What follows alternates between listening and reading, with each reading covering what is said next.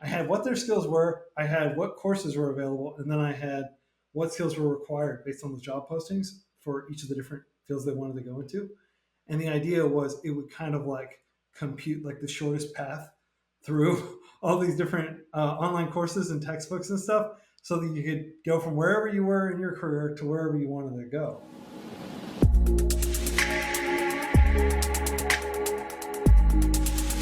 This episode of Ken's Nearest Neighbors is powered by Z by HP, HP's high compute workstation grade line of products and solutions. Today, I had the pleasure of interviewing Quincy Larson. Quincy is the founder of FreeCodeCamp. It's a nonprofit with a mission to make learning to code free to everyone. Currently, over 40,000 FreeCodeCamp graduates have gotten jobs in tech. Quincy worked as a teacher and a school director for a decade before learning to code at hackathons and makerspaces around California.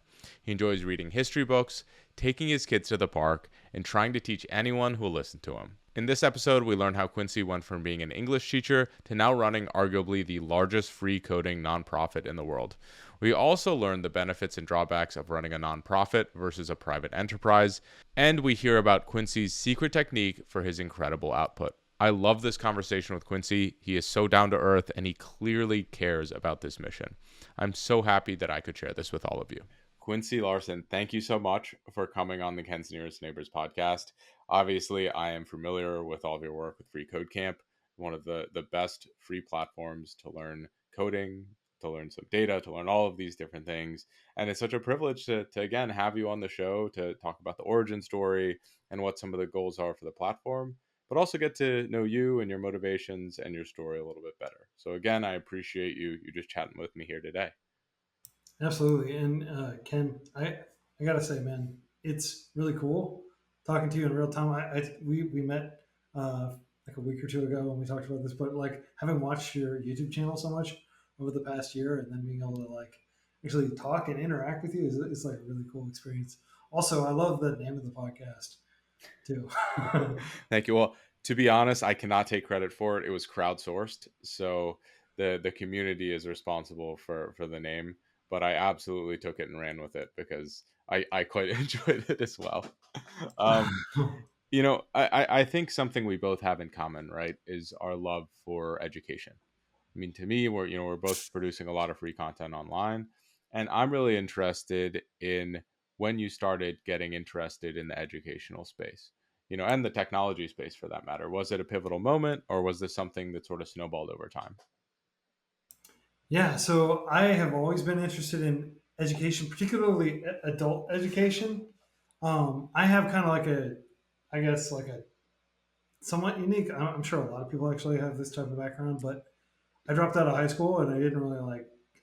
I wanted to unschool myself, so I just hung out at the library all day and like read lots of books and things like that. And eventually, I did decide to go to university because working at Taco Bell is not very fun, and I did that for a couple of years. And slept on my friend's futon and stuff like that. It was just no fun being broke. And I went to university, and then I kind of discovered like, oh, okay, like actually, university is not bad. It's not like high school where it feels quite as regimented and patronistic, if you will. And so I was like really intrigued, like, oh wow, education can actually be really cool. I went to like the dean of the liberal arts college, where I studied like the liberal arts college within the state university that I was at. I was at this pretty small state university. It was like one of the least expensive universities in the entire state of Oklahoma, which is one of the least expensive states to live in the United States, or at least it was around the year 2000 when I was going to school. Um, but that like really like inspired me. I was like, wow, like the dean invited me to this seminar and we just read The Economist and we talk about all the different articles we read each week. And he had people from like Zimbabwe there, people from India, Sri Lanka, like all over the globe, like people hanging out and talking about like current events and stuff. And I was like, wow, there's so much more than just like being in a classroom watching somebody at the front with the chalkboard, like basically handing you knowledge and you having to like pay attention and then like show that you learned it on a final exam, right? So that's where that really got me interested, and so I went into education. I taught, I tutored homeschool kids during school to like help pay the rent. And then when I went overseas, I lived in China for about 6 years. And basically, the entire time I was there, I was teaching English mainly to like adults from like Brazil, but also a lot of local Chinese people who were just coming to participate in the big Chinese economic boom of the early 2000s. So I really like teaching, and specifically teaching English. And when I moved back to the states, I was able to get a job as a school director um, at an English, like an intensive English school, training people to be able to go to grad programs, uh, people from overseas. So that's really what got me interested in education. And at the time, I was really scared of technology in general. I didn't spend a lot of time creating anything with technology. I just mainly consumed. And I think that describes a lot of people, like, the phone, the iPad, things like that. Those were kind of more for consuming other people's software and things like that. And it wasn't really until I was like 30 years old, working as a school director, trying to figure out ways to optimize the school, that it even occurred to me, like, oh yeah, I could actually maybe like use some of this technology and actually create some scripts to accomplish some of this. So that was kind of how I got interested in technology. But once I saw what technology could do to a school in terms of revolutionizing how things got done and freeing teachers from their desks so they could go and spend more time with students, like I just immediately, like it immediately made sense. Like technology education, it's like the marriage of the two things that I'm most interested in right now. And so that's a very long answer, but that's how I got into technology education. No, it's amazing. It seems like technology was something that helped you to optimize or improve the performance of something you truly cared about, which was, with placing people, helping people to learn different skills, whatever it might be, and make education just a better system, which is a system that in some sense failed you before, which I think is really cool. Is like, you dropped out of high school because it sounds like it wasn't a good place to learn. It wasn't fun. It wasn't constructive. You don't see the end goal when people are just telling you to do something. And I'm really interested in, okay, you see the value of technology. Where did you start to pick up those skills? Where do you even start with coding when you're coming from, I wouldn't say an opposite background, but a background that is pretty far departed from what most people would be traditionally considering associated with technology? I didn't know where to start, so I think I started probably where a lot of people start, which is just Googling things. And I wasn't sure exactly what I just had kind of a goal in mind, and I was like, okay, I need to accomplish this goal, which in my case was to automate like immigration forms. Like I was spending a lot of time because most of our students were coming from overseas, dealing with student visas and dealing with like just the different paperwork. Of course, this was after 9/11, so there was tremendous paperwork and oversight, and we had like the FBI visiting our school and all this stuff, just trying to. So I was constantly like trying to uh, just get all the government stuff out of the way so I could, teach. And so I just had this very specific goal. Like, okay, I want to automate this form. It takes forever to fill out this every month, and let's just see if there's something that can like click on these different buttons. Because I know it's always a deterministic process. Like you're always going to check these boxes. You're always going to click. Is there a way I could script that? So I found this tool called AutoHotkey that would basically do kind of the equivalent of like screen scraping or something like that, where it like would look at the different DOM elements and stuff, and like you could. It was even simpler than that. You could actually just like say move the mouse these many pixels over, and then click, and then move it down. So assuming that you had like your browser at a fixed resolution and stuff, it was really kind of kludgy. But you could basically just like rerun. You could like go through the form and do that, and then it would do that for you. And I could just get up from my desk, and it would just do that for everybody. And it would click, it would tab over to the spreadsheet, grab the name, and like just go grab and input the stuff. So extremely simple kind of automation, if you will. But yeah, and then I learned some, I think it was Visual Basic was what they used in Excel. Nowadays, you would use like JavaScript or Python. I think I'm not actually sure if Python works in Excel, but Yeah, VBA still is common in Excel, although most people would tell you that VBA is a terribly structured. But but it is Yeah, still used at the very least. yeah. So I just learned some of that stuff, and I think that anybody, this is where I got it in my mind, like, wow, probably virtually anybody could benefit from learning at least a little bit about programming and technology. Like, there may be diminishing returns depending on what your job involves, but you could, if you learn enough, you could go get a better job, right? Like a job that not necessarily better, but that incorporates more of your technological skills. But I think it's almost certain that people would benefit from learning at least some programming and technology, in my opinion. I And I think that if I could learn this as like a 30-year-old office worker who didn't really have any prior enthusiasm for this stuff, you know, I think people that are sufficiently motivated could probably do it. I love that, and I completely agree. It's funny you bring up, oh, I'm looking for ways to automate this task that'll save me time. There's this ongoing meme right now where a data scientist, a software engineer, will spend like 3 days automating a task that takes them 5 seconds to do every day.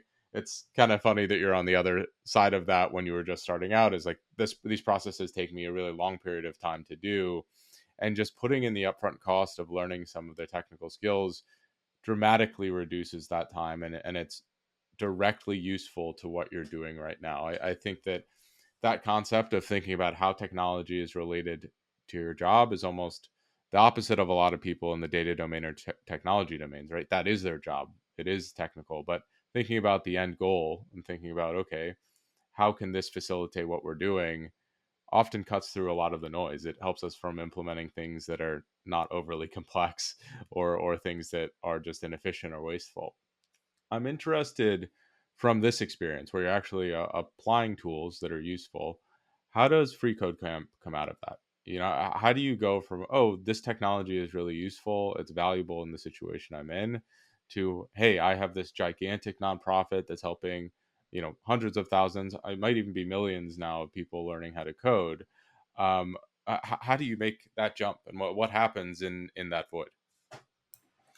Yeah. So I built several different like education technology tools, and they were too complicated. People didn't really adopt them. So just a little bit more background. Like so, after I did that job, that's when I had that revelation. I was like, all right, I'm gonna really learn to code properly. I spent like 9 months learning to code, going to hackathons, doing that, and then just like every day going to a local hackerspace, just sitting down by myself while everyone was at work and just going through lots of different textbooks and stuff like that, and a lot of online courses like MOOCs from Stanford and places like that. So I worked as a software engineer for about a year, and then I felt ready. Like, okay, I know enough. And getting the job, by the way, you learn so much more after you've gotten a job than you're going to learn before.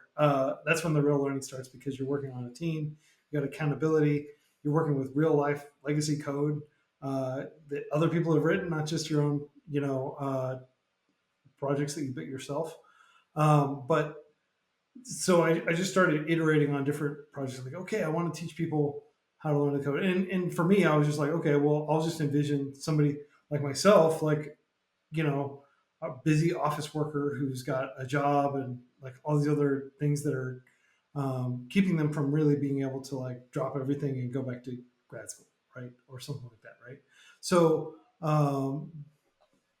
I just kept throwing stuff at the wall and like showing people demos. I'd like get like an iPad and I'd get the app running on that, and then I just go and like show people like, hey, let's like kind of hallway usability testing, right? And a lot of people would go through and they'd be like, oh, this is really cool, but then they would never go back, right? Or like so you do like kind of this user research and you find out what works, what doesn't, and very quickly I discovered, oh, like you want to make things as simple as possible.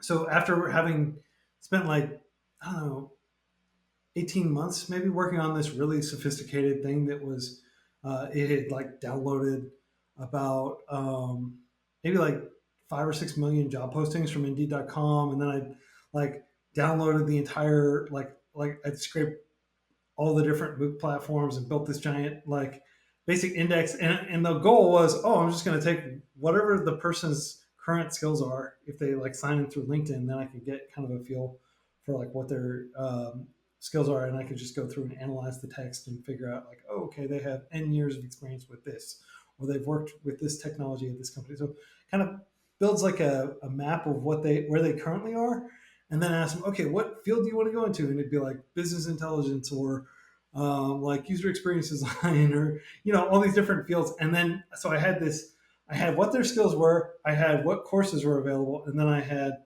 what skills were required based on the job postings for each of the different fields they wanted to go into.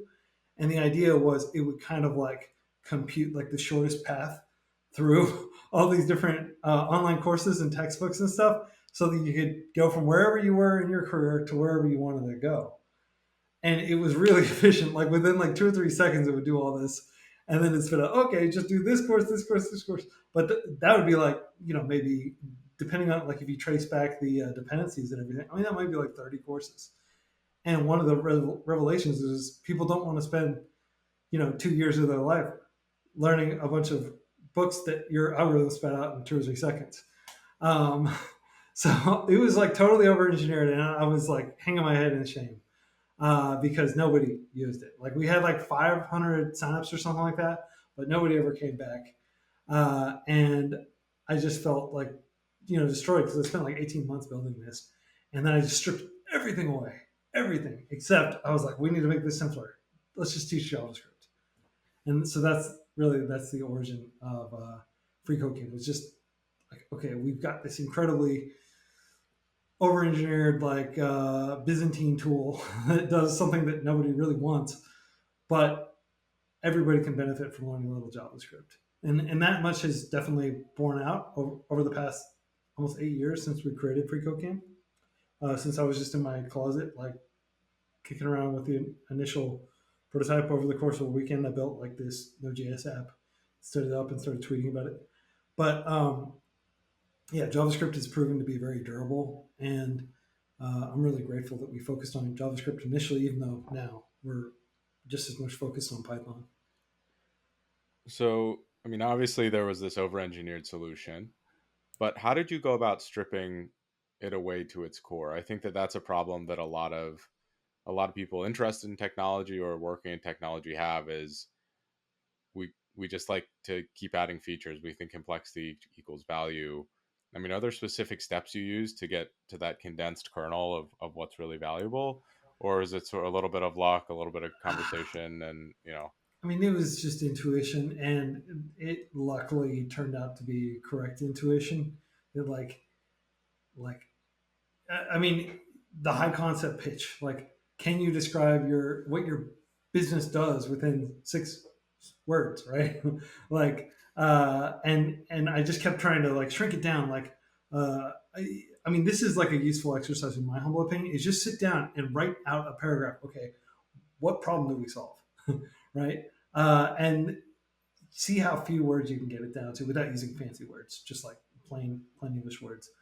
And ultimately, like instead of it went from like learn whatever skills you need to be able to work in whatever field you want to work in. Like that's not that complicated, but it was too complicated, I think. And ultimately, it came down to learn to code for free, and that's what we still use today. That's still FreeCodeCamp's tagline: learn to code for free. And so I think a lot of it is not. It has nothing to do with the technology. It has everything to do with communication. How do you communicate the problem and the solution? Um, you know, Obviously, learn to code for free. Like people already want to learn to code, which is a benefit. Like people understand that, like if you learn to code, you can go out and you get interesting work. You could potentially start a company and not spend your entire seed round just hiring developers. You can build useful things that you can share with your friends. You could do creative coding. Coding is a prerequisite if you want to get a lot of jobs in science. Like people already have an intrinsic like understanding. Like okay, I should learn to code. So instead of having to like argue why your project exists, you can just kind of explain what your project does, if that makes sense. So again, there was no fancy, complicated methodology or anything like that. It was just a matter of like a revelation. Like, if I just make this simpler, maybe that'll work. well, it seems like it worked out very well. I think simplicity, there's some beauty in that, especially like learn to code for free. I don't think you can get more straightforward about a mission and a value statement than that. something I am interested in is after you've scaled it down, you now start to spin around and start to scale it up. You look at different programming languages. Something that I think is possibly unique to you guys as you operate as a nonprofit. I'm really interested in what the philosophy is there in terms of growth, in terms of access. How do you make that decision to operate as a nonprofit rather than a for-profit company or things along those lines? Yeah, the decision to become a nonprofit was a pretty easy one because being in education, like I think people don't generally go into education unless they care about learning and wanting to help people improve themselves and things like that. And there's definitely room for like for-profit endeavors within education, especially in like corporate training and like more advanced learning and skills. But if you're just trying to help a whole lot of people, for example, in the countryside, in India, Nigeria, even the U.S., like Middle America, there's not as much money to be had. Like if I were going to do a for profit, it would definitely have like probably like some sort of enterprise angle to it where there were deep pockets, and I wasn't trying to take people like myself that don't have a lot of disposable income and like try to convince them. Like you have to sell so many more people if you do business to consumer type things.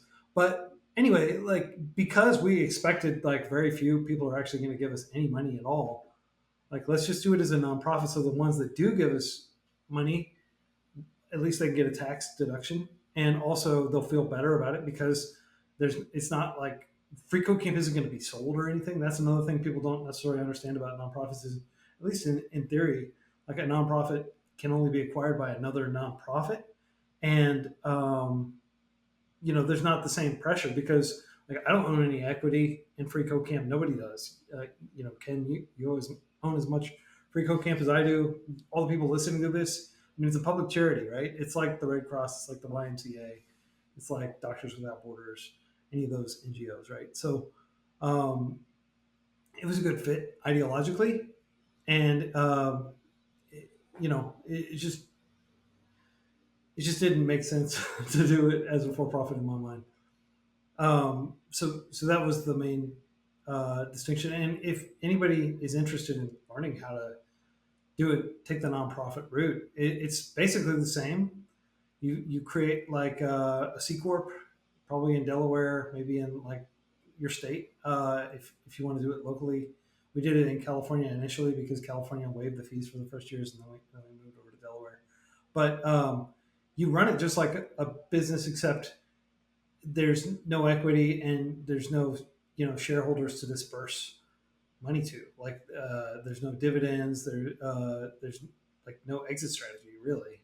The goal is you just continue to grow it, and I think it's good because I do think that in many cases, like people will make short term decisions based off of their ability to like make a stock price go up or to quickly exit their position in a company and essentially reduce their own personal risk.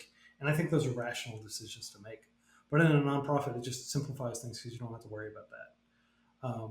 Which is why in the United States there are like more than 1 million nonprofits that are registered, many of which are just churches, mosques, synagogues, but also a lot of food banks, a lot of schools. Most universities are nonprofits. Yeah, so it's kind of like not talked about, and there isn't a lot of good documentation about how to create a nonprofit or how to be a good nonprofit executive director, which is kind of the nonprofit equivalent of the CEO. But I will take a moment to plug a podcast that is really good. Sure. It's called the Whole Whale Podcast. It's just a consultancy, and they help nonprofits um, like learn how to use free Google AdWords. You get like up to $10,000 worth of free Google ads every month if you want them. We did initially try them, but it was kind of a hassle to keep configuring them, so we're not using them.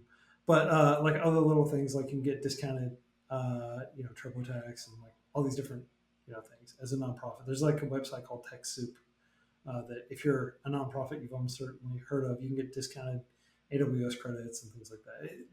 The discounts are not as significant as you would hope, but it's better than nothing. This episode is brought to you by Z by HP, HP's high compute, workstation grade line of products and solutions. Z is specifically made for high performance data science solutions, and I personally use the ZBook Studio and the Z4 workstation. I really love that Z workstations can come standard with Linux, and they can be configured with the data science software stack. With the software stack, you can get right to work doing data science on day one without the overhead of having to completely reconfigure your new machine. Now back to our show. That's incredible. I mean, it seems like that was a really good fit for you guys. I am interested if there are any challenges associated with that structure. I mean, this is anecdotal. I'm obviously not an expert in this, but there are some things with like company savings or reinvesting in the company that, if I understand correctly, it's a little bit difficult to do in a nonprofit. Has that been a challenge for you guys at all? So the biggest challenge with being a nonprofit is when people give you funds, like when people donate money to you, they don't really have a strong personal incentive to. I mean, yes, there's like a tax deduction that they get, but they'd have to meet a certain threshold to even for that to even affect their bottom line. I think uh, the main challenge is just you can't raise VC funding. People like who care about like if they're focused on trying to increase the size of their portfolio, like if they're like an angel investor or something, they have less incentive to help you, um, less personal incentive. If they care about the mission, then they potentially have more. But because of that, like you don't get the like hey, we're all kind of in this together and we're all going to get wealthier if this succeeds. You don't get that kind of uh, collaborative effect. Really, if a nonprofit succeeds, it just makes society marginally better. So there's less personal incentive to get involved. Uh, that may not necessarily be true for everybody, but that's something I've observed. Um, I know that, but as far as like running a nonprofit, you can still like you can have an endowment.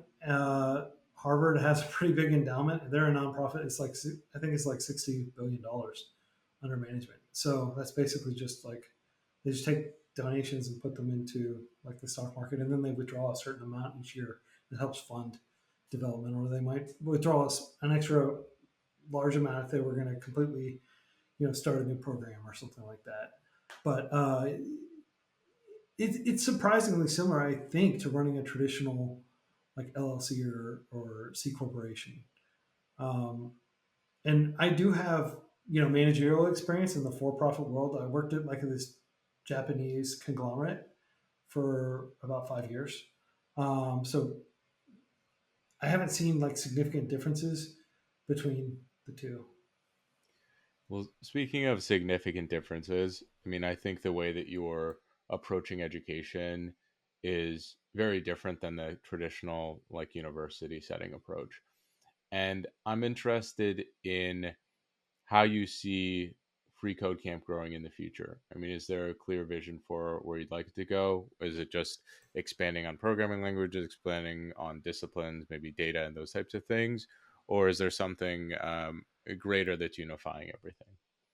Yeah, our mission is very simple: to create free learning resources. So up until now, most of those learning resources have been self-paced, interactive courses that you do on freecodecamp.org, and you know that is about 3,000 hours worth of coursework currently that you could potentially work through. It's so much coursework that almost everybody gets a job before they're even like halfway through the curriculum. And the idea is that you can come back later and you can learn some more, and you can keep like kind of climbing within your own organization as you come back to the proverbial giving tree and ask for more wood and stuff like that, right? Um, but one of the things we really are interested in doing is helping alleviate some of the issues we're having, particularly in the U.S., with the cost of higher education. So, uh, I think particularly undergraduate degrees are prohibitive for many people. Many people have to take out a lot of student loan debt, or they have to, their families have to basically save for like their entire childhood and then have the funds to be able to send them to just to even like a state university, right? This isn't even like fancy private liberal arts colleges like Harvard or Yale. Like even a state university might be tens of thousands of dollars a year in the U.S. Um, and what we are trying to do is basically create. I mean, what we're doing, we want to create this degree that is completely free.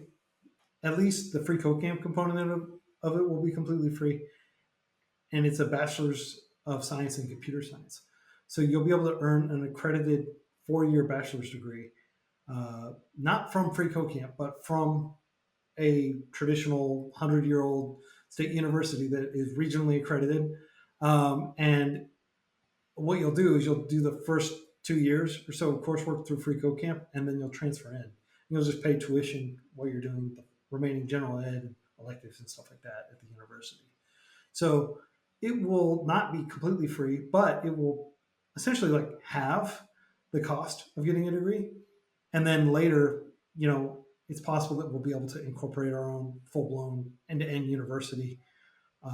But that's the vision. Is the student loans in the United States? It's like $1.6 trillion, I think, is the current figure, which is just an unfathomably large amount of money.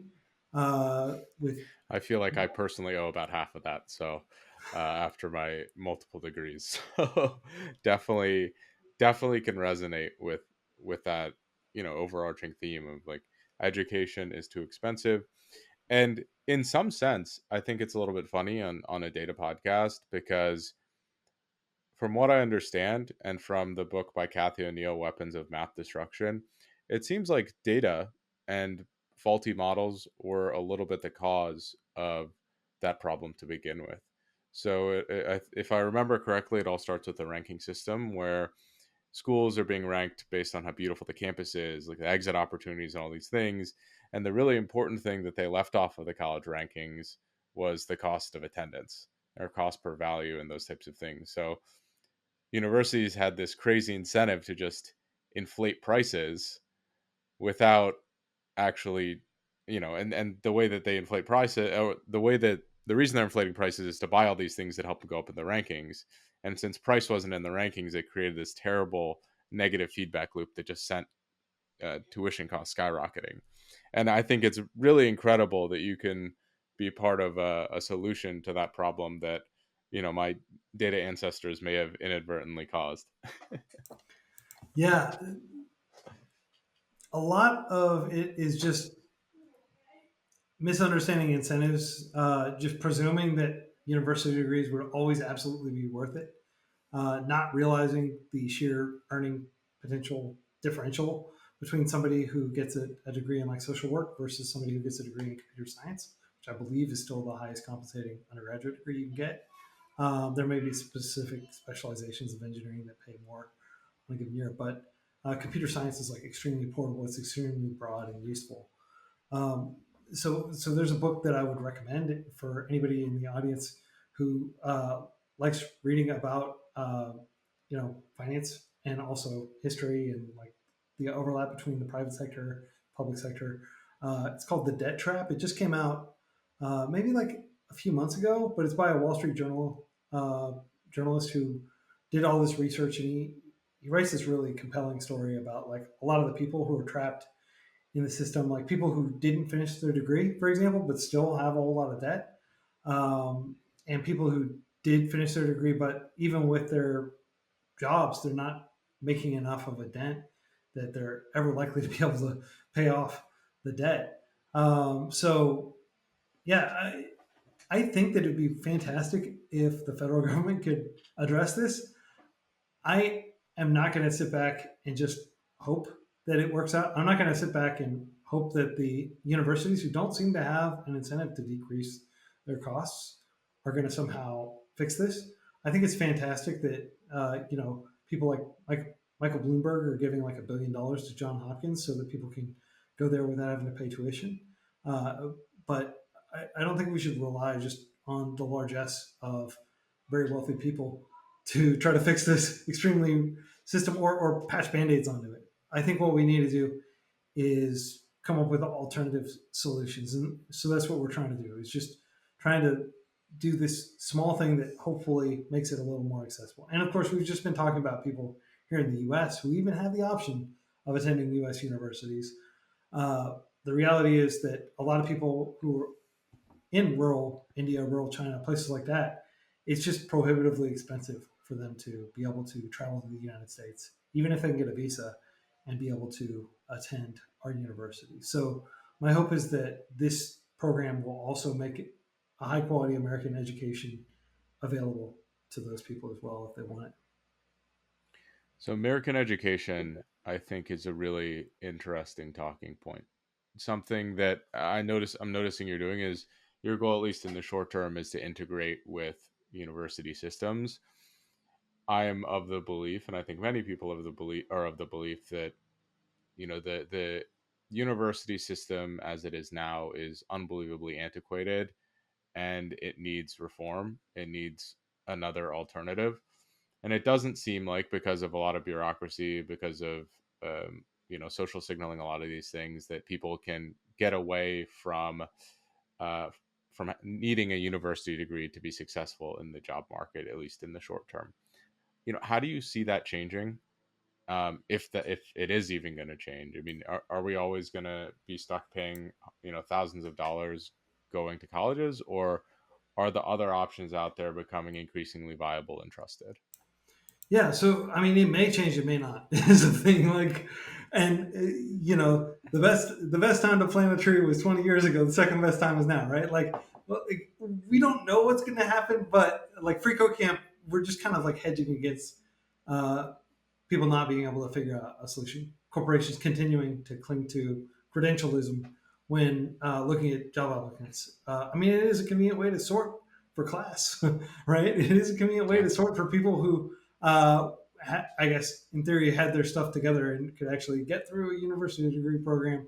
Uh, but again, like if you don't have to look too hard at that or think very hard about it before you start realizing like the sheer number of you know potential Claude Shannons and people who could just very easily not have made it through the system, right? And yeah, we'll see what happens with employers. We'll see what happens with universities, but uh, I think we should take action. And I'm hopeful that FreeCodeCamp won't be the only people taking action in this. I'd love for there to be a Cambrian explosion in like kind of alternative credentials or hybrid kind of like things like what we're trying to do where we just dramatically reduce the cost, but it's still a traditional 4 year degree. The thing about 4 year degrees is I think if you just made degrees free, all the inefficiency in like the classroom, like, oh, it's kind of an antiquated way of doing it. Like, I think virtually everybody would probably opt to go to a university, even with the other flaws, if it was just free for everybody, right? I'm sure there would be some people who'd be like, it's cool. I'm just going to do self teaching.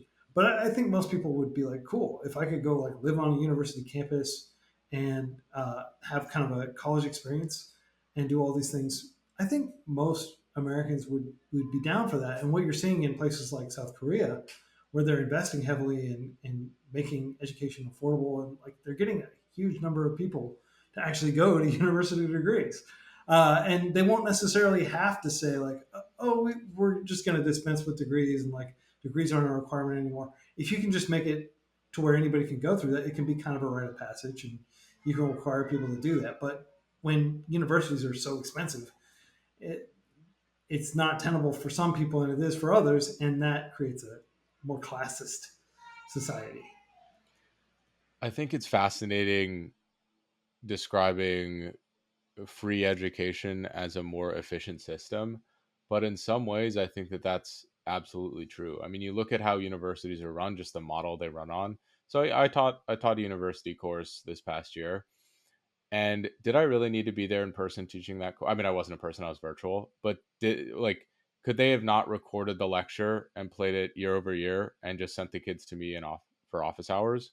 I mean, did the students really get an additional value of me being there in the classroom that they wouldn't have gotten from video that is recorded and distributed by a professional, so it's actually high quality and interesting, so people would want to see it. And then you supplement that with office hours and whatever that might be. To me, a very simple thing like that is significantly more valuable to the professors, because in theory, should most university professors be teaching a class, I mean, a lot of them prefer to do research. A lot of the professors aren't very personable, especially in the technology sector. Like, why aren't we standardizing a lot of the education that we have and making sure it's up to date and making sure that it's shared and a really good quality resource, um, when we can do that and it be cheaper as well? To me, there's just like the inefficiency of the system. It boggles me every day when I think about it, and it helps me to see additional value in what you're creating as well. Yeah, and I think precisely what you said. Like, if you edit a lecture and it's not real time, and suddenly you can like say, "Oh, I could have phrased that better," and you got like even like the YouTube style jump cuts, like that can actually result in a much more compact, like information dense lecture, and you can do all kinds of things that you can do outside of a classroom, like all kinds of like experiments and demonstrations and cool like set pieces and stuff that you wouldn't necessarily be able to bring into a lecture hall economically, right? Um, and if you watch like CS50, like Harvard has the CS50. I mean, they spend an incredible. They basically spare no expense, just making that the best video course experience they can, and it shows. But a typical university wouldn't have the resources for it, and you can't like just clone David Malin and send him to every single university. Like, But the you funny really, thing is, you can, right, through a video medium, if they're licensing the course or doing something along those lines. To me, that is like, that's one of the craziest things about the technology that we have, is we have the power to do that. We have the power. I mean, will schools pay for it, or will they make it efficient in some way? Maybe, maybe not. But the power to make it cheap and high quality, it absolutely exists already. Which it always, again, it makes my mind dribble a little bit.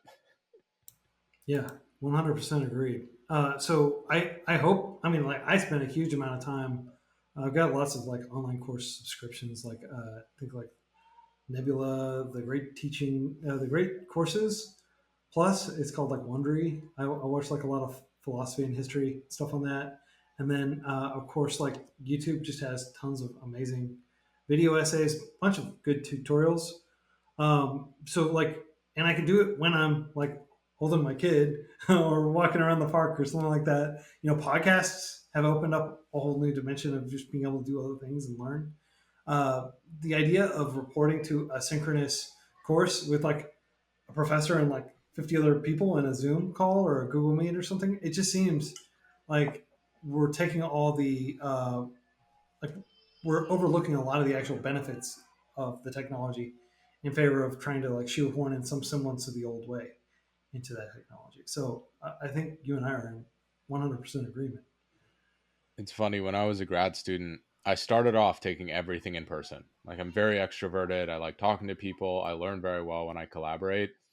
I very quickly, I think after basically 2 quarters, started taking everything online, because at least in my computer science classes, nobody wanted to talk to me, right? I mean, I mean, a lot of the work is individual contributor. And when I took the classes online, I could watch the lectures in 2x speed, and then I could slow it down when I didn't understand something and rewind it as many times as I wanted to, without having to bother the professor or do any of those types of things.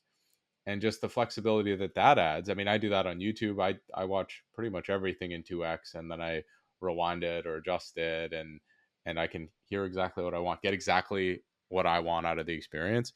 I mean, to me, that even little bit of customization goes an incredibly long way. I mean, I'm sure you would know from your experience in education, but the best way to improve quality of learning is to match the challenge to the skills of the person as closely as possible. And I find that we really struggle to do that in the way that things are currently taught. I'd like to change gears just a little bit. Something I think is really interesting and pressing for a lot of people is, it's a bit played out now, but the idea of imposter syndrome. So you're working in a domain, you're responsible for educating so many people about highly technical concepts, about programming, whatever it might be. But to be perfectly honest, I mean, your programming experience, to the point when you started, it wasn't that long. I mean, you'd worked as a software engineer, you'd gotten some experience. But how do you take on the idea that you're going to educate all of these people while having had some semblance of a limited experience yourself? Like, where do you build on that? How are you able to create something so incredible while I have to imagine you felt a little bit like, oh, how am I doing this, when you felt some of that self-doubt a little bit at some of the time. Yeah. I mean, it was an exercise in humility. Um, it's interesting. Like the Business Insider actually wrote an article about my personal imposter syndrome. I'll send it to you. I should have done better homework before the episode. Yeah, I mean, let's see, learning how to code with imposter syndrome. Uh, yeah, but basically, I had a pretty rough time learning to code. I doubted myself the entire way. I sucked at math, or I just didn't understand, like, all these different data structures, and it didn't make intuitive sense. And I spent a huge amount of time just on Project Euler, going through like solving the different problems in Python, and that was kind of like how I first really got into like programming instead of just kind of like writing a little bit of JavaScript to make an event fire when you click on a button or something, right? But I think to some extent because I was like this 30-year-old teacher who didn't really have anything to prove to anybody, like people just I mean, part of it frankly is like I'm a privileged white guy with a beard and glasses, and like people just assumed that I was like a really good developer just by walking up to me because I looked like a developer, right? So that part wasn't that hard, but what was really hard was just powering through the setbacks and seeing other people around me who were 10 years younger than me that like had been coding maybe 20,000 hours longer than I had. Just ridiculous amounts of time. I'm not sure if it's even possible to code for 20,000 hours at that age, but like a lot more time than I had. So like watching people just like fly on the keyboard, like they knew all the shortcuts, they just all tabbed through things real quick. Like even trying to understand what they were doing was it almost seemed incomprehensible. And I remember very early on, I was hanging out with my friend from the hacker space, who was like 10 years younger than me, and he was doing.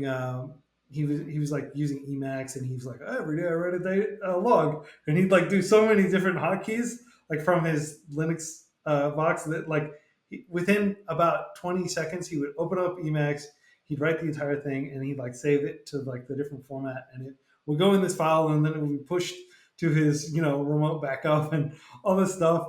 And I was just like, oh my gosh, how did you do that? And it was daunting because I was focused on people that were, it would be like if you were like really good at track in high school and you went to the Olympics and you were trying to run alongside like Olympic athletes, right? That, and then you were like being rough on yourself for not being able to do that, right?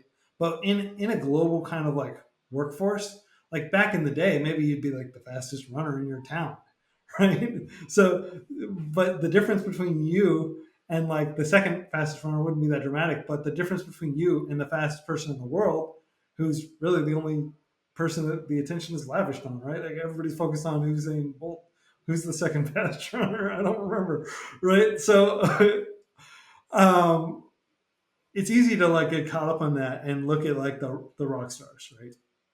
And just think, oh, I can never be like them. And I definitely made those mistakes a lot. But one thing that kept me humble was spending a lot of time doing project work, spending a lot of time live coding. I would jump on Twitch and I just maintained the FreeCodeCamp code base for like hours at a time, and people would be in chat like, oh, you forgot to call that function, that's why this isn't working, or your test is passing because you're not testing the right thing. Like people would come into the chat and like tell me, and I'd be like, oh, okay, great. And like, so all my mistakes, all my flaws, all my shortcomings as a developer were right right up there for anybody who cared to tune in and laugh at my, you know, nascent programming ability. But it helped me toughen up a little bit, and it also showed me like, hey, like people are generally really supportive. It was pretty rare that we get somebody who would call me a noob or something like that, right? Like most people just wanted to help me, and that's when I really like the developer community itself. Like you'll hear about a lot of toxicity and things like that. Like people are mean on Stack Overflow. They'll mark your question as duplicate without even like reading it. You know, stuff like that. People will say those kinds of things, and it's true. Like definitely, like I'm not trying to mitigate or minimize, but I am saying that in general, I would say that developers, the developer ethic, the hacker ethic, as they call it, is one of support. It's one of trying to make sure people get the tools they need. Like if you look at the security community, for example, with responsible disclosure, these people can make a fortune just like exfiltrating the data and like selling it on the black market or something, right? And yet they're willing to do these tiny bug bounties just because they like things being secure, right? They're like looking out. And open source community, people sharing stuff. So I would say that like any apprehension, any imposter syndrome I felt was largely mitigated by the fact that people were so chill. I think that that's well. So it seems like from your journey, you have this really immense bias towards action. You know, when you feel like you're not good enough at coding, you get your hands dirty and you start doing it online live streaming.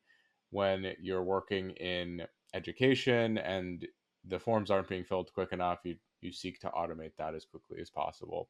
How can someone develop that? I think it's really intimidating for a lot of people to do something or like move towards action rather than just dwelling on things and getting scared. I mean, at least from my perspective, that's what it seems like imposter syndrome is quite a bit of the time is that the like overarching feeling that you're not good enough and that feeling pushes you to not do anything about it because it feels overwhelming and then you don't do anything about it and then it becomes inevitably true because you haven't done anything, right? How do you break that cycle? Yeah, I mean, I like to say Reddit is just an alt tab away. Regardless of how deep and frustrated you are, you can just go and completely distract yourself with cat photos or something, right? And like, but at the end of the day, it's just like you said, like, what are you going to do about it? Like, just get into the habit of saying, like, yeah, this is screwed up. Like, or yeah, I suck at this. What am I going to do about it? Like, what am I going to do about it? If you're always asking, there's this quote that I love. That's action is the antidote to despair. And I can't remember exactly who said it, or if that's even the exact quote, but it really does. When I read that, I remedied like, oh, you know, I spent a lot of my youth kind of like, you know, I dropped out of high school. I lived in my car for like a year. I did all this kind of like, you know, boohoo, self pity stuff, and I just didn't have a lot of faith in my future. Felt sorry for myself and stuff. And a lot of that, like I think that if I could just send like one message, there's that episode of Star Trek where they get caught in the time loop, Next Generation, and they have to send something back to tell themselves, "Oh, be sure to do this, otherwise you'll be stuck in this loop forever." Right? Like if I could send one thing back, it would just be like, "What are you gonna do about it?" Like taunt myself, and that might spur me to like, "Oh yeah, what am I gonna do about it?" Because you could spend a ton of time just stuck on one problem if you just keep kind of shelving it. And to be fair, like a lot of times going out for a walk or just going to sleep or taking a day off, like sometimes that does give you new insight that helps you get past whatever you're on. But at some point, like, okay, you've gotten all the rest you need. You've drank all the water you need. Like everything is perfect. There's nothing holding you back except you. So what are you going to do about it? Like I find that kind of chiding myself with that does spur activity. Um, yeah, I don't know if that's helpful for other people, but I found it helpful. So, I mean, in my mind, it seems like it's easy to say that now. I mean, it seems like now you've, I wouldn't say mastered your mind in that sense, but you've been able to talk yourself into performing action. What was the point where that changed for you, like earlier in your life? You know, obviously you went from a position where you were living in your car, you dropped out of high school. How did you make that personal change? What was there something that happened, or was it just this slow personal growth? Yeah, I mean, just realizing things, nothing ever changes on its own. Like the universe isn't different. If you don't take action, nobody's gonna like step in and like save you, right? Help is not coming. So kind of like thinking about that, and I hope that doesn't come across as dark because I think if anything, it should feel empowering. At least that's how it felt for me. Uh, it's just a revelation that like, okay, this is a big, scary, complicated world. I have to forge a path in it, and it's great that I have this grandma that I can talk to who's really sweet, and I can just talk with her and eat some cookies, and she'll support me. But at the end of the day, like I'm gonna almost certainly outlive her, and that lifeline is not going to be there anymore, and I need to cultivate other kind of lifelines, right?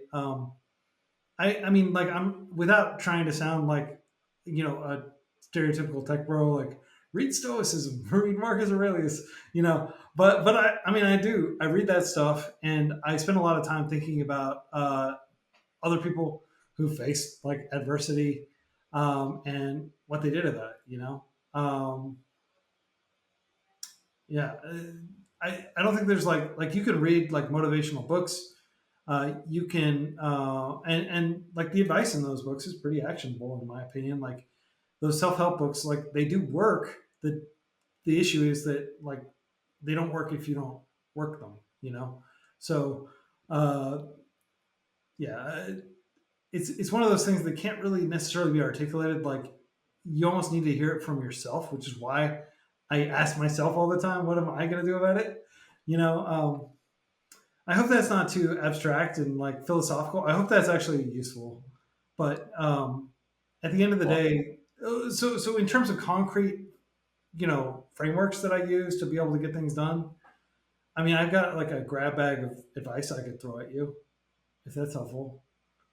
yeah, I mean, I think people are always looking for advice. I really, honestly, what you were describing there resonated with me quite a bit.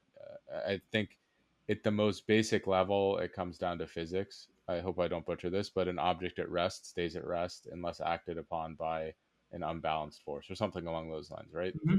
We're if we don't do anything about our lives, if we don't take any action, if we don't change our mindset, if nothing changes, our situation probably won't change aside from maybe like the passing of time, right? And to me, the ability to convince yourself to take action, whether it's via realizing that if we don't take action it would be meaningless, or if we don't take action, um like nothing could be worse than the current situation or whatever it might be. uh, you know that aversion to being stuck is what at least transformed my life. Is that, hey, everything could keep going the exact way it's trending, and would I be okay with that? I've had a couple points in my life where I was like, no, something needs to change. And bringing what the future could look like into the present, and looking at how the tools you have, the mindset you have, all these things track to what could happen, is something that is really scary for people, but probably one of the best things that you could possibly do. Absolutely. I mean, if you Awesome. do want to hear some advice, Yeah, okay, yeah. Let's do some advice. I want to hear okay. it. Like you've heard this a million times, but this is 100% true. Like turn off all notifications unless it's like your boss and you're going to get fired if you don't respond to them. Uh, Thankfully, I don't have that issue. But basically, I literally do not get any notifications, like not even calls. I do not get interrupted. Period. I have a calendar, and if something is happening, I see the calendar notification 10 minutes before, and I'm like, okay, I'm gonna go prepare for that, right? And I know what I'm gonna be doing the next few days because I look at my calendar every day. But that's one thing is just like really do turn off notifications. Like you don't need to know that you got a new email. You don't even necessarily need to know that you got a new text. It just gives you such serenity, such peace of mind to be able to think, to have space to think all day long, think really deeply without having things pull you out of it. The other thing that I would say is um, instead of putting things on a to-do list, put them on your calendar. And so, like, I kind of like, a to-do list item, maybe that'll get done. When is that going to get done? When are you going to make time to do that? But if you put it on your calendar, you're like, okay, it's my dedicated time my past self set my future self up to be able to resolve this. So I want to do this now. Uh, I think those two things just are really conducive to deep work. And of course, Cal Newport has that book, Tell Deep Newport. Work, which ironically I didn't finish. I was like halfway through it, and then I just got distracted. But I really do think that if you're already working all day long, or if you're taking care of kids, doing anything like that, you really need to reclaim as much of that mental bandwidth as possible. Um, you really do need to tell friends like, hey, I can't make it to this. I'm not going to do your dinner party. You need to be able to say no to different things that are going to potentially distract you from whatever your goals are. Whether that's like working on building a nonprofit or working on just building a model for your job or something that will help you be able to get a promotion or help you get more, or doing some challenges on Kaggle because it's going to look really good when you're tweeting about it and everybody's like, oh my gosh, this is a really great analysis, right? Like you and I were talking about how awesome Kaggle is and just uh, how you can be really creative and build projects really quickly and get lots of artifacts out there testifying to your greatness, right? So, um, yeah, I hope that's helpful. No, that's amazing. I think an overarching theme there is to make your technology, to make your time, to make all of these things work for you rather than you work for them. I mean, that's a constant battle that I fight is that am I subject to the things I'm working on? Do they control my time? Do they control my life? Do they control my happiness? Or do I control those things and hold dominion over them? And it's really easy, especially for me, for my phone, to take over my life. I just sit there like on the toilet, just scrolling Instagram, and it's like, what value is this creating? Right. On the other side of that, I can use Instagram to grow my business. I can use it to connect with friends.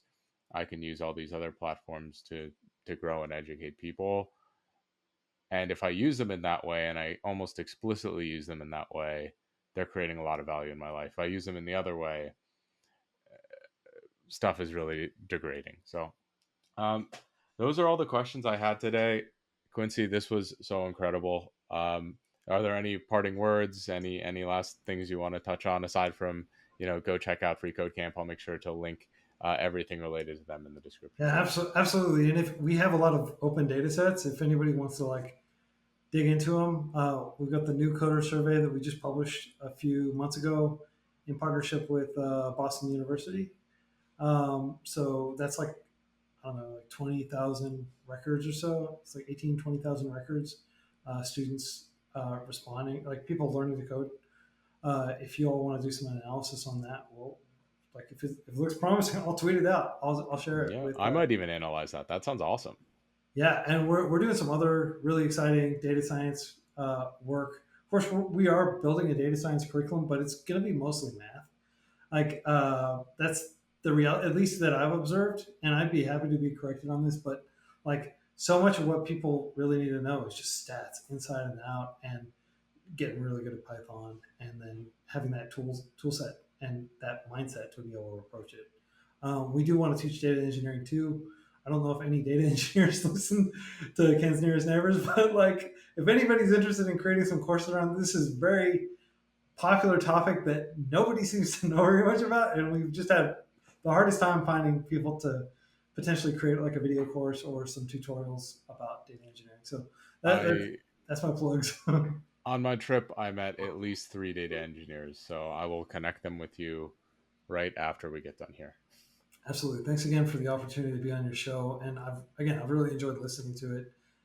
Some really inspiring people you have on here that like kind of renew my own personal you don't just like I don't just wake up and I'm fired up all the time. Like I need to like hear other people's passion, other people's inspiration, and for that, like your show's been a really cool wellspring. Amazing. Well, this one definitely fired me up, so I'm glad we got to get this one in. Thank you so much again.